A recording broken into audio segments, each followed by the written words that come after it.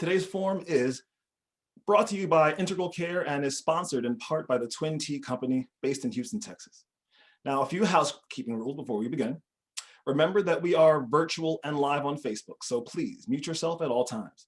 There will be time for interactions. You may raise your hand and then unmute yourself to talk when called upon, or use the chat. If you get emotionally overwhelmed, please turn off your video so that you may handle your emotions privately. And please note that this session is being recorded, so smile. Now, at the end of the forum, we will have a hamper donated by the Twin T Company to be raffled off to attendees. To be eligible, you must stay on at the end of the forum. So, today's topic is the brain, body, and Black mental health. Our guest, Dr. Andrea Holman, serves as an associate professor of psychology at Houston-Tillotson University, where she recently hailed as Faculty of the Year for the 2019-2020 academic year. She also serves as community liaison between Houston-Tillotson and other institutions who desire to engage in academic and/or community work to reduce racial health disparities in East Austin. She served as a co-chair of the Health and Wellness Working Group for the City of Austin Task Force on Institutional Racism and Systematic Inequities, and now works as a leader in the nonprofit Central Texas Collective for Race and Equity that resulted in the task force. She primarily engages students in the classroom and conducts research, understanding the psychological experience of African Americans, specifically the complexities of racial identity and cultural mistrust and their impact on interracial interactions. She also researches racial advocacy from the perspective of Black and Latinx Americans. She has contributed to articles, to book chapters, national conference presentations, virtual seminars, workshops, and a number of podcasts discussing the aforementioned subjects. So, Dr. Holman, please take it away. Thank you, Elliot. I appreciate that introduction. I'm excited to be here with you all and talk about something that has both professional and personal meaning for me. So without further ado, we'll just dive right in to our topic.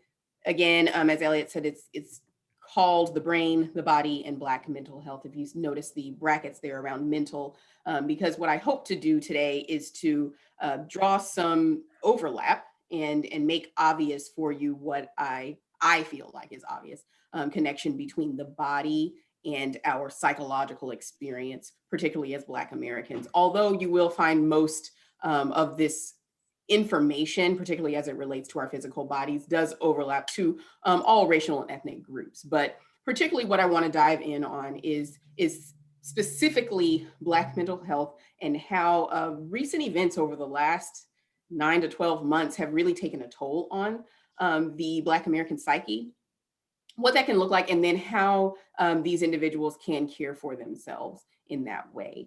So if you, at any point, if you think of a question or a comment or something, either keep a pin in it or go ahead and put in the chat, and Elliot and I will be glad to dialogue about that with you. So if you're anybody who's anything like me and you like to know kind of where you're going before you get there, I will give you just a brief overview of what we're going to talk about. So these are the things that we'll do. We'll talk about how stress impacts the body. We'll define something that we call race-based traumatic stress if you're not familiar. We'll give you a reminder if you are. Connect those dots between that kind of knowledge material and then some of this other stuff around self-care. Tell you what's hard about that, what can be done tangibly regarding caring for oneself, particularly as a Black American. So first things first, what we're going to do is just give a brief overview of how stress impacts the body. And this is all bodies, human bodies, even non-human bodies. So we've got a nervous system, right? Our bodies were made with this particular nervous system that has certain responses when there are threats involved. Most people, if you have no knowledge of anything biological or psychological, has heard of this idea about fight or flight or freeze, right? When there's something that happens in your environment that you deem as stressful or threatening, there's a couple of things that we're probably going to do. Now, it's much more complicated than these three things. I'll give you that. But for the sake of time and argument, you can either fight the thing, run from the thing, or be paralyzed by the thing. Okay, so if the thing, for example, is a wildebeest in the woods, you'll either gear up to fight it, gear up to run from it, or freeze. And our nervous system, our autonomic nervous system, is going to be the thing that helps us do one of those three things. When there's a threat, when there is a stressor, our bodies will then gear up to handle that threat in different ways. Now, the way that our nervous system is set up is that we have part of that autonomic nervous system that's going to ramp our body up. It's going to give us what we need to fight the wildebeest in the woods, right? Heart's going to beat fast. We're going to start maybe losing appetite, those kind of things, secreting certain hormones. We'll get to that in a little bit. But our bodies were also made for short bursts of stress and threat. So after that sympathetic nervous system kind of takes over, we've got a parasympathetic nervous system that's supposed to calm down after the short threat, after the wildebeest is gone or you have defeated it victoriously. Your nervous system will then bring you back to an equilibrium. That's how things are supposed to go. Okay. Another thing that I want to bring up to your attention is something called the hypothalamic pituitary adrenal axis. That takes like a year to say, so nobody says that. We say HPA axis for the sake of time. And what that means is that your hypothalamus in your brain, your pituitary gland, and your adrenal glands all kind of work together when there's a stressor response. And they're going to release certain hormones to help you do the thing, help you fight the wildebeest, right? Have cortisol released, adrenaline released, so on and so forth, so that you have what you need to do what you need to do in the face of a stressor, okay? Here's the thing about that stress response. It does have wonderful advantage when there are short bursts of physical threat and response. It gives us what we need. The only problem is the body is a machine. And so when we have stress that goes on, stress is stress is stress. So if there is a wildebeest in the woods that you need to run from, sure, your body's going to give you cortisol and adrenaline and have that fight or flight response or freeze response to preserve your actual body and bodily functioning. But that same response is going to be present regardless of if there's a wildebeest in the woods, or you're about to give a speech that you're nervous about, or you're not sure where your son is in Walmart. All of those things are going to have the same response from the body. Stress looks the same regardless once we have perceived that there's a threat, or once our body has perceived that there's a threat. There's something to consider there too, that it may be out of our actual cognitive awareness that our body is responding in this sort of stress response way. Now, if you're thinking, hey, what about trauma? What about all these other things? How does that come from? Great questions to think about and to look up later, because I'm going to then move on to some of these things that happen when we have what we call chronic stress. So remember what I told you about the fact that stress it's really best, the word we use is metabolized when you have these short bursts of threat, right? The wildebeest in the woods, and now it's gone, and then your parasympathetic nervous system gets to take over and bring you back to equilibrium. Well, the thing about it, especially living in a country where we live, that's chronically driven to consumerism and production and capitalism, more is better, sleep when you're dead, keep going. We have this environment of chronic stress. We activate that fight or flight or freeze without allowing enough time for that parasympathetic nervous system to take over. So what we have is chronic stress. And when we got chronic stress, what happens are certain health conditions that can result from that. High blood pressure, heart disease, ulcers, osteoporosis, IBS or irritable bowel syndrome, weight loss, weight gain, increased risk of stroke, decreased immune system, high blood sugar, high cholesterol, so on and so forth.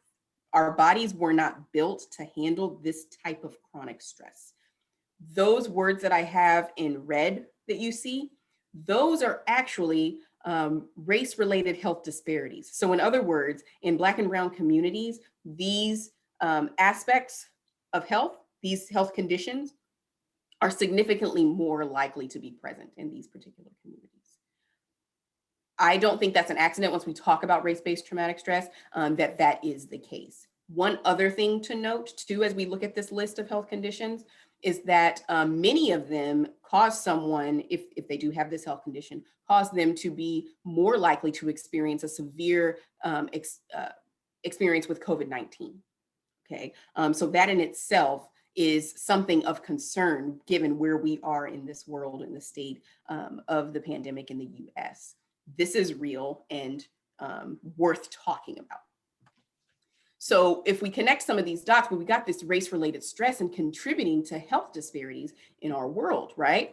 And that chronic stress contributing to health-related outcomes. Another point on that, if you're familiar with Nadine Burke's work on ACEs, adverse child experiences, Google that if you want to after I'm done talking, but Google that. You can even take your own ACEs quiz where Nadine Burke, fabulous doctor, has outlined these ways in which we've got childhood trauma that can actually exacerbate and make us more likely to experience certain health conditions. So ultimate points here is that when you've got chronic stress, when you've got earlier exposure to things like sexual abuse, physical abuse, witnessing domestic violence, incarcerated parents, all of that is going to then contribute to health-related outcomes. And then it also then is related to some of the race disparities that we see in our country. Okay. So when we're talking about this thing, we say race-related stress, right? Now that we've outlined what stress can look like on the body and how it manifests, let's talk about what that looks like if you got a stress or a trauma particularly related to race. So here is a definition that I've got from an article from the counseling psychologist that I think is helpful when we're talking about race-based traumatic stress. So, and it's an emotional injury, all right? And that emotional injury is something that comes from the fact that there has been some occurrence, whether it's physical or verbal, that has happened that is very negative, that has resulted directly because someone is a member of a certain racial group. That emotional injury can be overwhelming. Here's part of where we overlap with the general definition of stress, right? Because stress in general is something that happens that taxes its ability to cope, okay? And then so race-based traumatic stress is no different. It can cause a feeling of threat, okay? Whether that's emotionally, psychologically, physically, causing fear, helplessness, horror, terror, confusion, anxiety, you name it. Okay, this is not categorically different, again, from a general definition of stress or a general definition of a traumatic event. So prepare yourself. I'm going to show you some images and some article titles that relate directly to this idea of race-based traumatic stress. Okay, now remember, I'm going to connect some dots here. So if you're thinking, wait, we were talking about the body, now we're talking about race, we'll connect all of these dots. So I want you to take a second and just look at some of these images of people, remember their stories, how their lives came to an end, and just consider these things. And Elliot, you feel free to jump in with some answers if you feel like you want to answer any of these questions I'm going to ask. But the rest of my members, audience members, feel free to answer these to yourselves or to the person next to you if you're muted. But think about these questions. What reactions have you had in the past to any of these nationally recognized race-related events? So it could be something that I had an image here, or it could be something else, because there are more than what I have pictured here. Did you feel stress when you had that reaction? And if you did, where did you feel the stress? I don't mean where in the country, I mean where in your body. So from your head to your toes, where did you feel that stress? When did you feel that stress? What happened? Okay. And then the last thing that I want you to reflect on is what strategies you've used to cope with that stress, if you did in fact feel it. So Dr. Holman, I would say that there's so many of these questions that instantly trigger, memories, but also trigger feelings of stress and depression and so much. So, for example, on every incident, right, of recordings of police brutality, every kind of story that's related, that's shared about police brutality, like it reminds me of two separate incidents. The first was when I was in college and I was driving, it was at night, I was driving down to a friend's dorm room to pick up a futon mattress. Who doesn't want a futon mattress, right? Who doesn't? They're so comfy and classic. So, so yeah, and on my way back, I hopped the curb. I couldn't see anything. I was a really, really tiny car. Okay. Officer just happened to be at that corner. So he flashes his lights and I know that I have to pull over. I know what's happening too. I know that it's Thursdays, AKA Thirsty Thursdays. And I look like I could be driving under the influence. Okay, I get this, I get this. Now this is in upstate New York, so I am one of maybe 1% of the 1% of a minuscule amount of Black or brown faces there in general. And so I also wasn't aware that I was near a parking lot. I pull into the parking lot, the officer gets out of his car, pulls up behind me, walks up, asks me for my license and registration, asks me what I'm doing, tell him about the futon. All right, great, walks back to his car. Next thing I know, another police officer and their car drives up, pulls up next to him.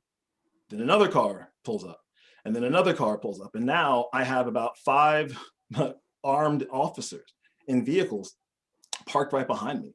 And I'm just thinking to myself, what would I do back home in Philly? Hands on the steering wheel, but it didn't matter. Every single thing that was running through my head to try to protect myself, it didn't stop the stress, it didn't stop the fear. And then the separate incident in Philly, I was pulled over on my way to work. I was not driving the safest way, and I will admit that. But I get pulled over so I get pulled over, and I instantly jump into that fear mindset.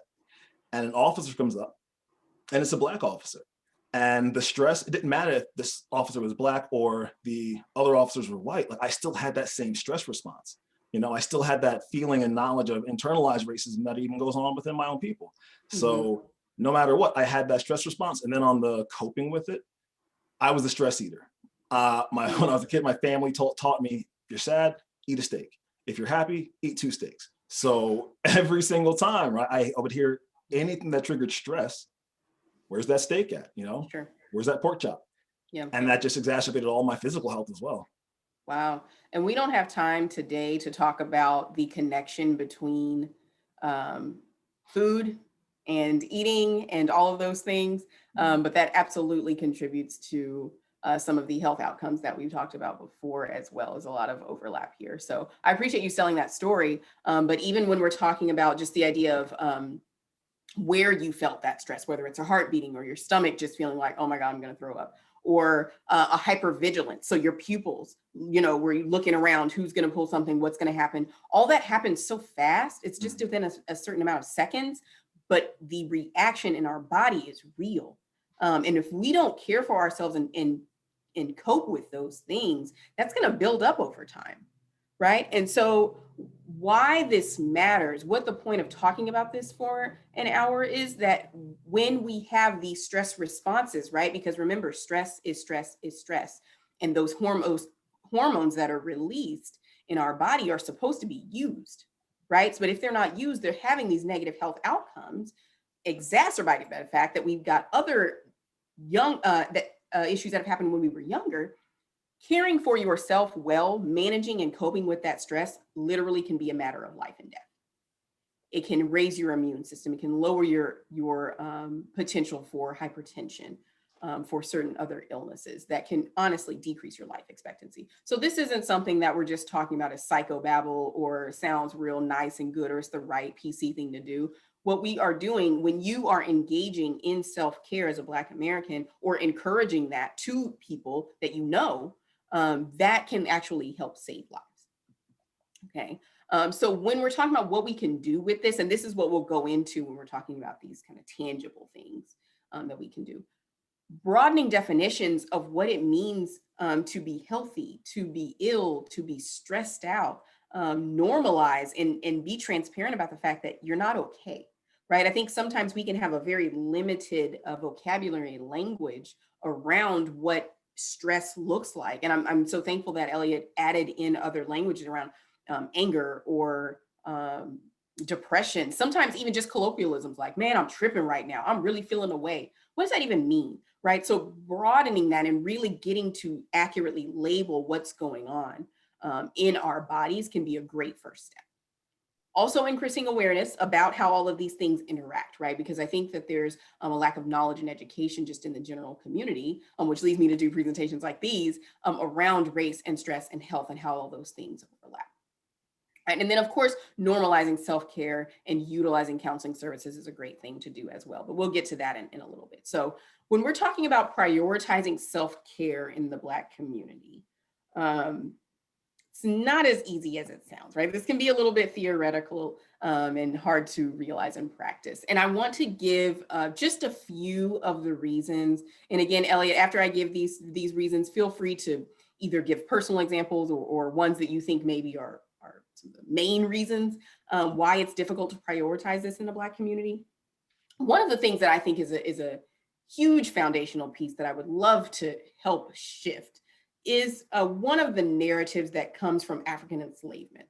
So I think African enslavement was problematic and terrible in its own right. But one of the things that I think is so damaging are the narratives that came after that and the ripple effects from the Jim Crow era on. And one of those narratives that comes from African enslavement is this belief that Black bodies are not worth caring for, that they're a worthwhile sacrifice to white supremacy, to capitalism, to consumerism. It really doesn't matter what happens to them as long as you get the end result that you want, whether that's your house cleaned or your crops harvested, or you feeling better, absolved to get whatever that is.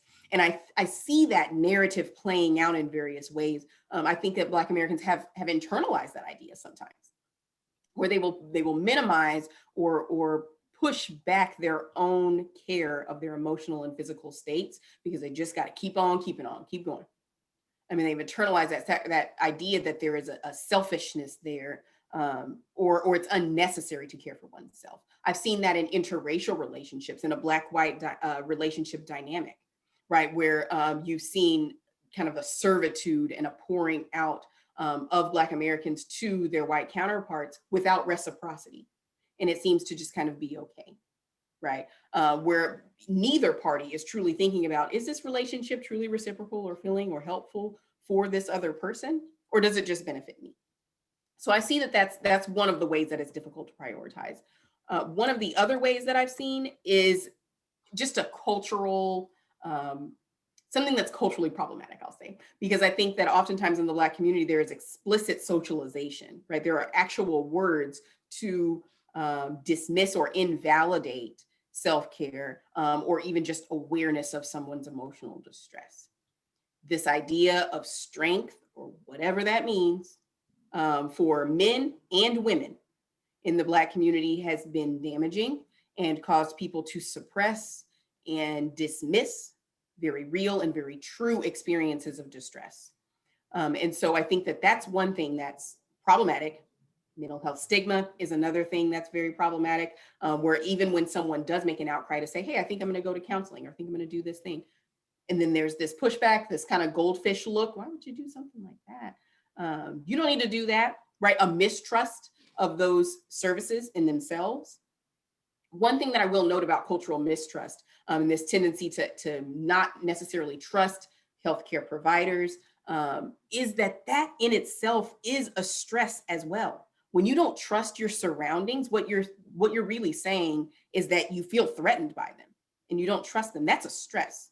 Okay, so even currently, where we're talking about the recent vaccine that's become available, and I hear a lot of Black Americans saying, I'm not really doing that, I'm not taking that, right? There's a mistrust there, but there's still underneath that a level of stress and priority where you feel a threat from your environment, whether that's from the germs or whether that's from the maltreatment or some sort of negative side effect from the vaccine themselves. That in itself is still a level of stress to manifest. So Elliot, I want you to jump in, see if there's anything that feels relevant to you in particular. So there's an infinite number of things that Sure. I feel right now within all this. So just taking a step back to what you were talking about within interracial relationships. When I hear the word relationships, it's not necessarily a romantic relationship. Right. So like we have relationships with our coworkers, relationships with our boss, right? So I know that for me, one thing that kind of teetered on both those ends with this, stress is the idea of not having ownership of my body. Sure. That very now relatively well talked about phenomenon of, oh, your hair, it's so nice, it's so different.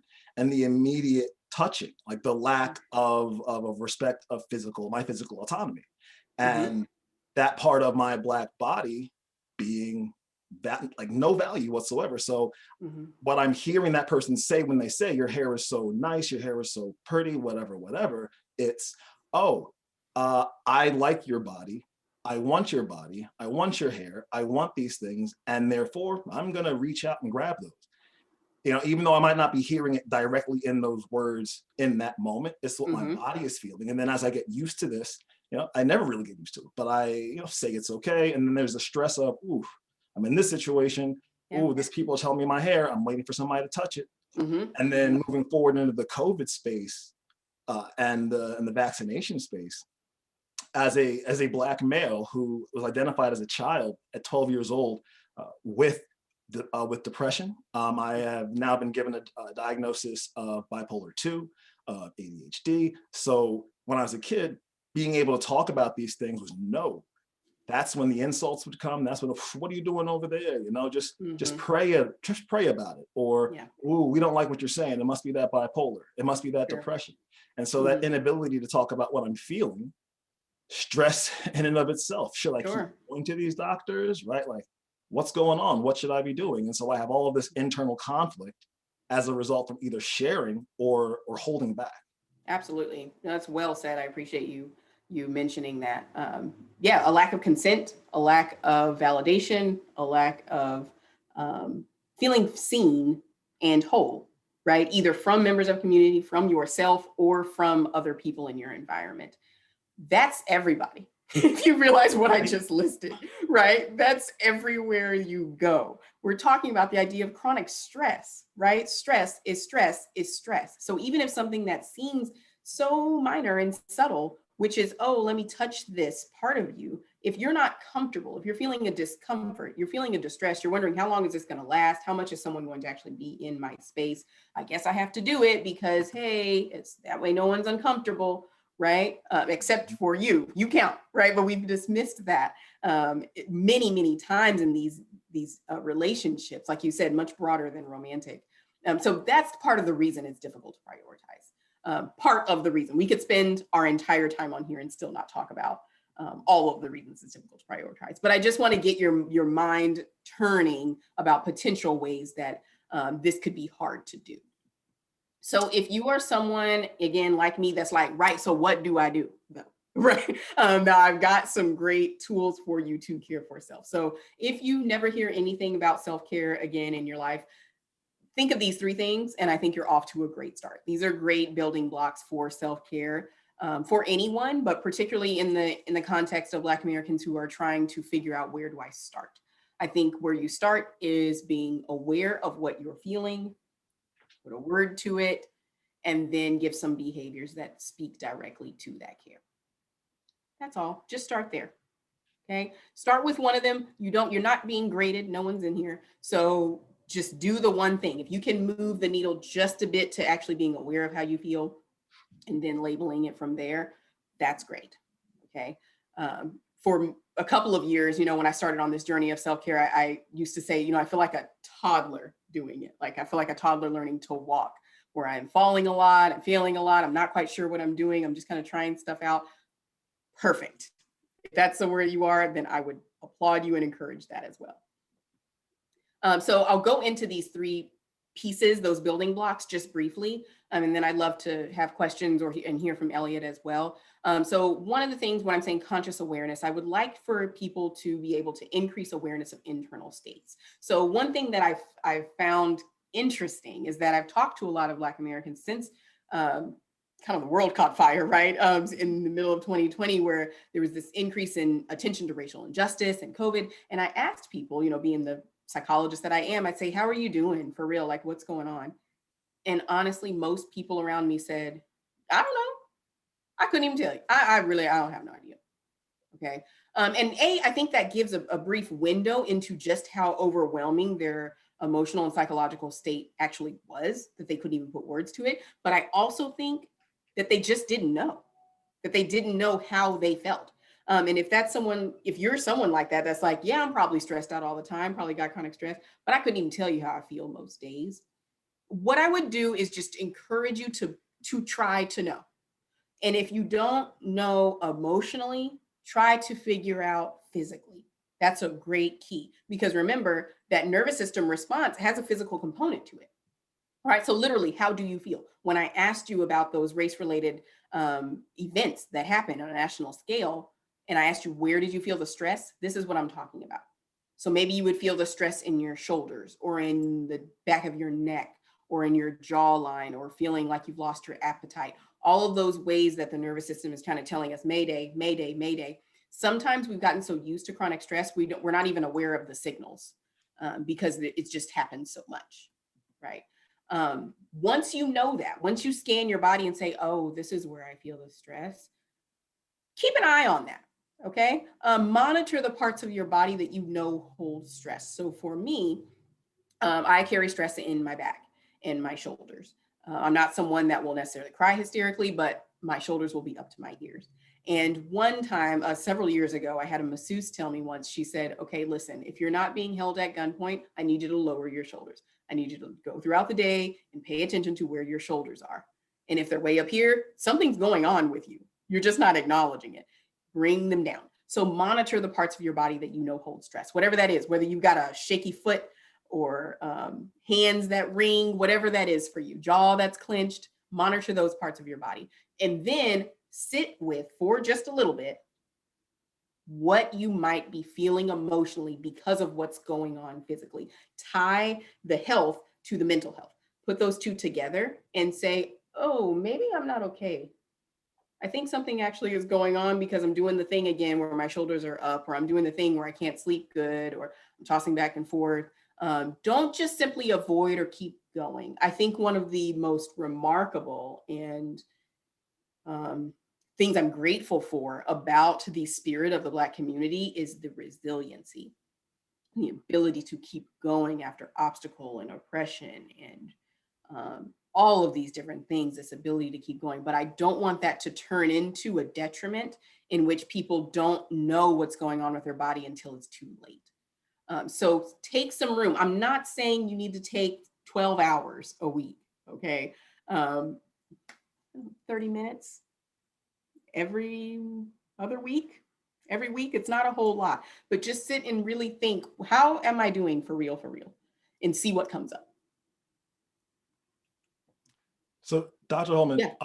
with question number one, we had someone ask in the chat, is there a way, or do you have any suggestions on how, as the Black community, could be aware, could work on this, especially on the internal awareness of stress, again, as a community?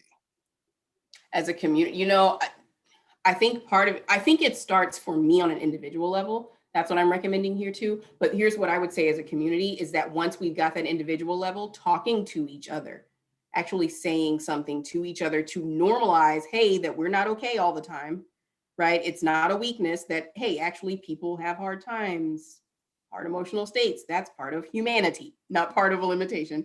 That normalizing actually, I think could be very healing. That's how culture shifts, right? With language and with the power of groups that actually can normalize something. What time is it? 2:03. I'll insert a personal example if that's okay.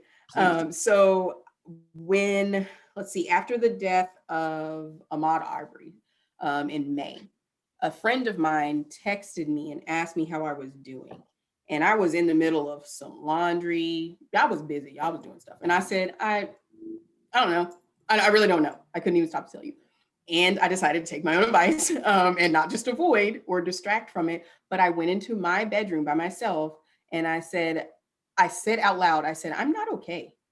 And that's all I could think of, right? I didn't have feeling words, but instead of moving past it, I decided to actually sit with it for a minute. And I said, let me actually I'm not okay, but I want to say more than that about myself. So what I tend to do that's helpful and therapeutic is writing. So I tend to take to writing to get feelings out. And so this is what I ended up writing. I have two sons. I have a 7-year-old and a 3-year-old. And so what I said was, mothers of Black sons, we are not okay. We have in an ugly, blood-stained Groundhog Day had the maternal wind knocked out of us yet again. The sinking and sobering realization that the world won't love the loves you love, but may in fact behave in ways that are the antithesis of that love, haunts our hearts yet again. We are the original commits to the oath to protect and serve, And racism, yet again, leaves us feeling inept, ineffective, and incapable at our job. We're not okay. And yet we will be, we have to be for our children, for our spouses, for our people. But to access the emotions that accompany the reality that your son's beautifully purposed melanin soaked skin is perceived as a lethal weapon others feel the need to defend against removes your ability to inhale. And the subsequent breaking of your mother heart, juxtaposed with the awareness of your own resiliency, coupled with the societal expectation for just that, can create an almost indescribable tension that makes it impossible to exhale. And so we sit exasperated by this tension, but unable to do literally and figuratively anything to stop the death of our sons. We can't breathe and we're not okay. And I wrote that and I just cried. I didn't have anything else. That's what I did. And it did not change what I ultimately wanted to change, which was the safety and protection of my sons, but it did help metabolize the stress. And it did help me be able to keep going a little bit longer. And I did share that with other Black mothers, and they said, that's what I feel. That's it right there. That's it, right? In words. And so we, as members of the Black community, were able to hold on to that and to use each other as social supports to then care for ourselves. That makes sense, Elliot? That makes that makes so much sense, because I felt empathy for that in being an ex-teacher, especially within Mhm. elementary schools, Mhm. just not knowing that, well, knowing what was facing my students both inside of the classroom, inside policies of my administration, policies within education in general, but then when they left the classroom, like that stress, and then not knowing that I don't have control directly over their experiences. Sure. Yeah. And when I would think about it and even write about it as well, it wouldn't make the problem go away, but it definitely helped, like It helped. the Mhm. cognitive dissonance going on in my head Absolutely. make more Absolutely. sense when I put it into words. Absolutely. I'll even give another example. My husband went for a run in the summer, and it was about dusk or so, about 8:30, and he said he was going to go on a late run. And he left, and it was fine. And it got dark, and I felt funny. I said, yeah, and I'm a psychologist, so I should know stuff, right, about feelings. And I'm thinking, what's wrong with me? I feel edgy. I feel like jittery. I don't even know. I was panicking, and I sat with that feeling long enough to realize I'm afraid he won't come back because he just went on a run. And I know somebody that looked like him that went on a run and it did not end well. Right. And so that's what was happening. That's why I said when we sometimes that fight or flight or freeze response happens outside of even our conscious awareness because my body's reacting to something I'm afraid of and I didn't even realize what was going on. So that's the power of sitting with those emotions and increasing the awareness of our internal states. So we know what it is and we know maybe how we can care for ourselves or get help caring for ourselves in that. So second thing, remember we talked about this narrative around coming from African enslavement, right? Around this dehumanization, right? And the lack of consent and lack of agency for Black bodies. I'm gonna go ahead and say we can go ahead and give that back. Okay. So you exercise the power to choose. When you have feelings overwhelming of stress, particularly race-related stress, bring back what you can control and what you have agency to do. I'm going to give you some examples of what that could look like. That could look like who you get to confide in. Just because somebody asks you how you're doing or how that whole race thing is going, you don't have to answer. You can have a one-liner that says, hey, I'm coping as well as the next person. You can say whatever it is you want to say. You don't have to be fully transparent and vulnerable in that space. You get to choose who you want to do that with. You get to choose who you want to interact with to the degree that you can with in terms of jobs and all of those things. But if you want to do what I refer to as culturally turtle shell, if you just cannot with people that don't feel culturally safe and affirming, don't. You don't have to apologize for that.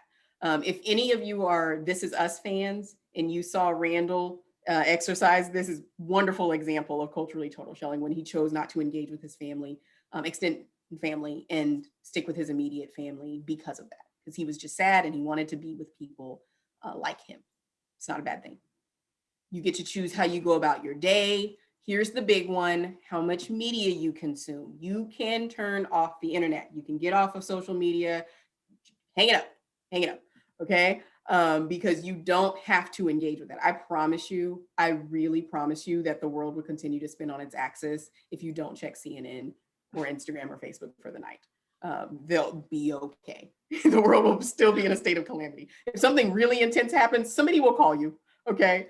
So log off. You don't have to watch videos of people dying. You don't have to do that. That even if other people that look like you were doing that, pay attention to how your body feels when you see that stuff. When you're scrolling and you see image after image after image of someone dying, and you start to feel a little bit tight in the chest, or you start to feel your jaw clench, pay attention to that. Use that internal awareness to see when you need to have a boundary there. Don't just sit here and passively consume things at the expense of your body. That's where that narrative comes in. That's not true, which says that anything that happens to your Black body is a worthwhile sacrifice. It's not. So unapologetically log off. I promise it'll do wonders for you. I have not watched any of the post George Floyd videos, any of those. And I've gotten so much pushback from those within my community and without of it that but I also always stand up for myself and say, look, it's not about an awareness. I'm aware of what's happening because this is not anything new. I am choosing to focus my attention on myself, my work, my ability to do my job, my ability to go to sleep at night. And then last thing, what you said with the interaction with people, especially when it comes to superiors, it's sometimes as simple as, like you said, not saying or not apologizing, but also just very clearly stating, I don't really feel comfortable talking about that. I don't want to talk about it. And I do that after work. Like after work, I work in Black mental health and advocacy. And so whenever people hear about that, they want to ask me so many questions about what I do. And I just say, I leave my work at work. I'm at home. I literally talk about this stuff all day, and I cannot after a while. It's too much. It's discouraging sometimes. And so I think that's a great example, Elliot, of what you're bringing up is very, very true. I stopped watching those videos maybe after the death of Alton Sterling some years back because of the way I felt afterwards. I couldn't unsee it. It was too much in my mind. And all I could think about was people going to lynchings and bringing their kids to them and having all those old images that are in the black and white photos. You know what I'm talking about? We've got hundreds of people just sitting and watching. That's what I felt like was analogous to watching that video online. So I said, I'm not going to sensationalize this anymore. I'm not going to engage. Even if people do around you, that's great. That's their choice. Individual differences, right? But if it's something that's hard for you to do, don't engage because it will wreak havoc on your nervous system, and it's a cost we may not be wanting to pay eventually if we have that chronic stress. Speaking of bodies, I couldn't be a psychologist worth 2 cents if I didn't tell you about sleep, diet, and exercise. These are things that will actually put structure and goodness to your body. Sleep, like you did not create and you do not sustain the universe. Go to sleep as an act of trust that the world will continue to spin on its axis. Treat your body well, like it was made on purpose and with purpose. Give it nutrients that it needs to help with the immune system and the nervous system functioning. Exercise is key. Move your body around. You don't have to ride a Peloton bike or do Camp Gladiator 5 times a week. Walk around the block, go up and down your stairs a couple of times, do some yoga, move your body around because that's how those stress hormones actually get metabolized and they're not going to eat away at your body. That's how the ulcers come and the osteoporosis because that stuff is not going anywhere. So move it on out, literally. And that can help manage and metabolize that stress. So Dr. Holman, what you're now talking about, we have a question in the chat. Okay. That's basically asking you if you could say more about that. But first, one person asked, here we go. Is it right to put it that stress is a psychological disorder to the physical body? And then, like I said before, another audience member asked just any advice on working exercise into their daily routine for people within our community. The latter, I can give you some personal examples for too. Yes, I think it is right to say that stress is a psychological disorder because in the Diagnostic and Statistical Manual, DSM, with all the psychological disorders, there's a whole class called stress disorders. So PTSD is in there, for example, post-traumatic stress disorder. So yes, it is a psychological disorder. But here's the issue that most people don't realize is that virtually all psychological disorders have a physical component. If you're thinking about eating disorders, even something like depression, with the appetite issues and the sleep issues and all those type of things, they all kind of merge between the physical and the psychological. So it's all connected if we're talking about the brain and the body and Black mental health, if we want to use the title. So yes, I think that is an accurate way to say that about stress. Incorporating exercise. So I am not someone who just gets up for the day and says, you know what I need to do is exercise. I don't do that. But I do understand the value in it. So what I would say in incorporating it into your day is treating it like a core component of your week and do what is realistic and feasible. So I have unsuccessfully attempted to incorporate exercise for many years because I was doing too much too fast. So I would say, you know what, I'm running 3 or 4 times a week. Haven't run in years, right? Or I'm going to the gym. I'm gonna go every day. I'm gonna do this class. I'm gonna do this, and I would just kind of jump from 0 to 100. It was too much, and it wasn't realistic to maintain. So start with the one thing. Progress over perfection, right? Start with the one thing you know you can do. So I said, I can go on walks with my kids. I can do that because they're running me ragged anyway. And I got to take them outside. So I'll just walk around. Started to do that. And as soon as you start to feel comfortable or feel more regular with that, then up to the next thing that you know you can do, realistic. You're stronger than you think you are, and you move your body more than you think you can. So go with that. Ease on up, keep progressing. Don't kind of get complacent with it, but do something that's realistic. Don't shoot for the fence, because I tried that and it doesn't end well. One thing that helped me, helps me because on and off the wagon, was doing or finding those exercises that I like to do. Like Yeah. what did I actually enjoy doing? I really enjoy doing pull-ups. I really enjoy doing just basic, excuse me, basic basic push-ups as well, sit-ups. Yeah. Yeah. So it was like, you know what, I'm going to do these. But I also like activities where I could read something or watch something. So I got a screen and just got on a bike and inside the house, hopefully, right? Wonderful. Yeah. And just put that on. And so next thing you know, I'm biking, I'm rowing, whatever. And I now have gotten a book in, or I've Yes. watched an episode of whatever it is that I'm obsessed with on Netflix. Sure. It helped a Sure. lot. No, that's so good. I appreciate you adding that. I think that's really good. Finding something that works for you. The walking with my kids worked because it didn't feel like I was actually exercising, but I was. So I kind of had to deceive myself so I didn't feel like a punishment, because it's not a punishment. You're treating your body well and exercising it well. So that's a good thing that you should be doing. One thing I will say about this whole sleep, diet, and exercise, I know that there are many people, and I see myself in you, where you tend to do the right thing. And in the midst of race-related stress or race-based traumatic stress, part of how you cope is compensating, is doing the right thing, keeping it all together and keeping the train moving. So I want to give explicit permission for folks to not do the best right choice all of the time. Because that in itself, that type of pressure in self-talk is stressful. Like you're exacerbating your stress by doing that. Give yourself some grace and some room. If you want to eat a donut for dinner because you just cannot anymore with the state of the world, I'm not telling. Okay. And you're the only one in the room, so have at it.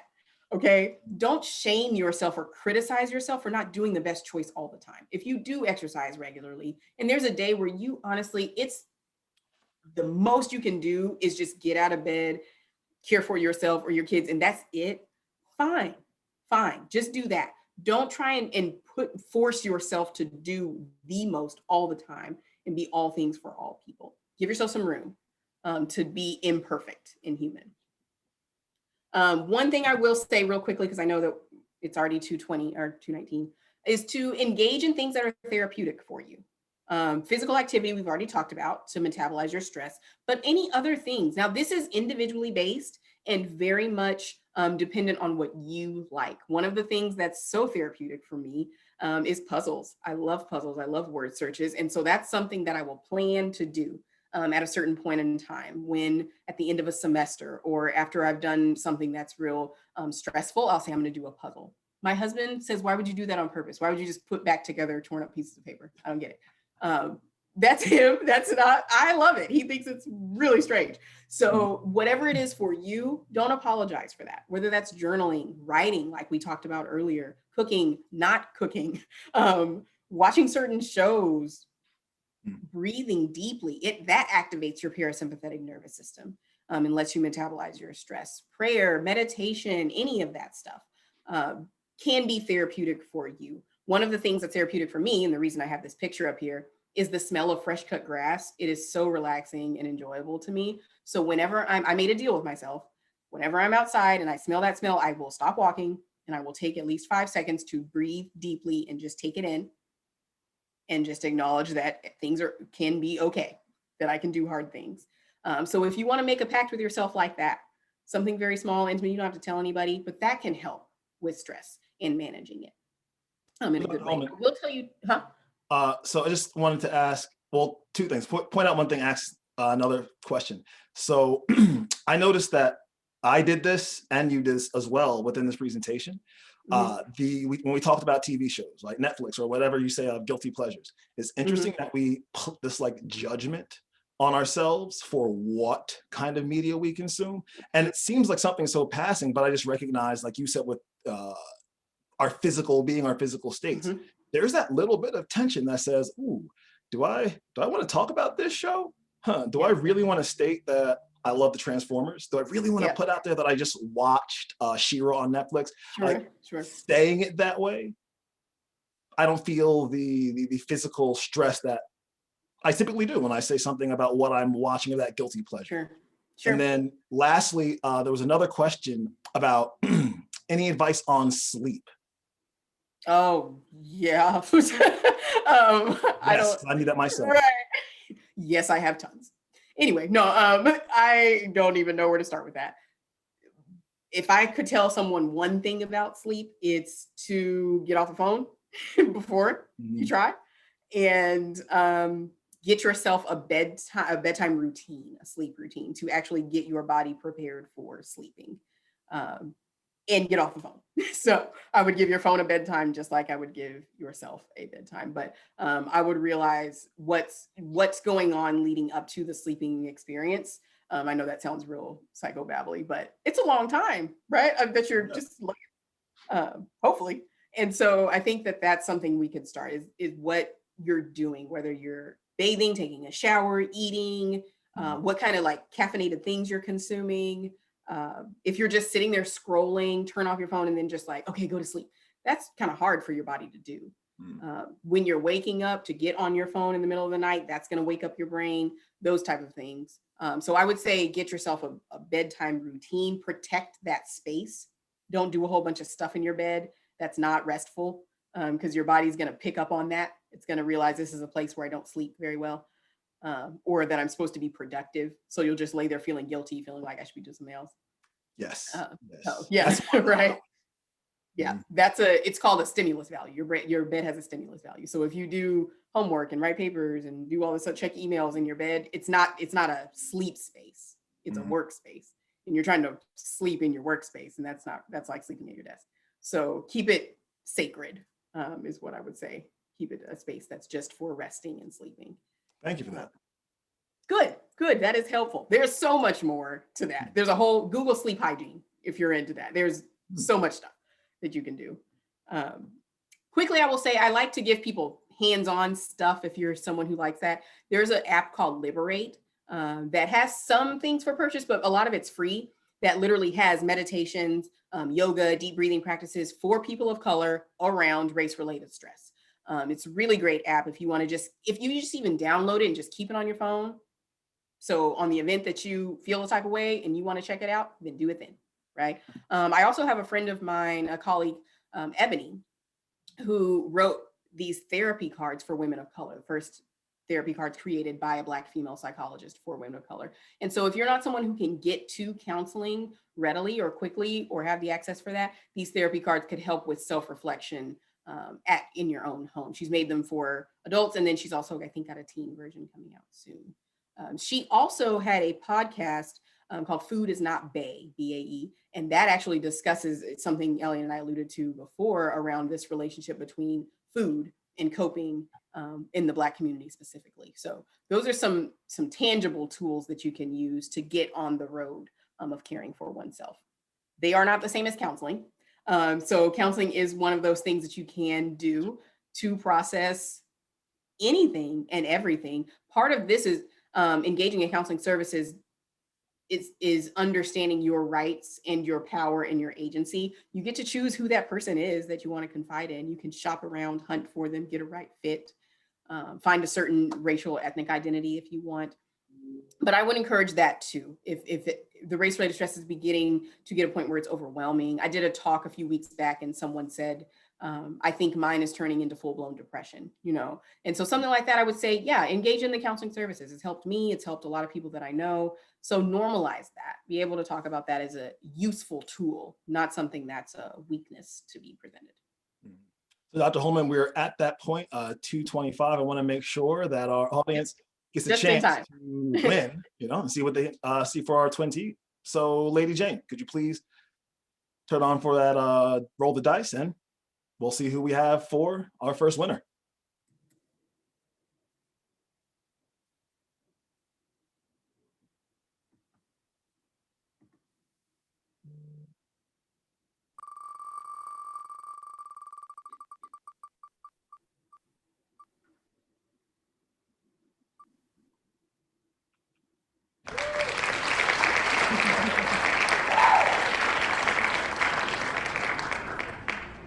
So I apologize. Cool. Perfect. Yeah. Cool.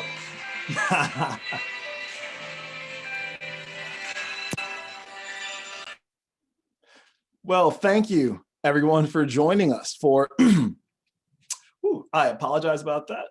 Little allergy attack, those are always fun, right? So, ladies and gentlemen, thank you. And as the moderator, I want to remind you that please connect with us again every third Wednesday of the month at 1:30 p.m. for our Together We Will Heal forum.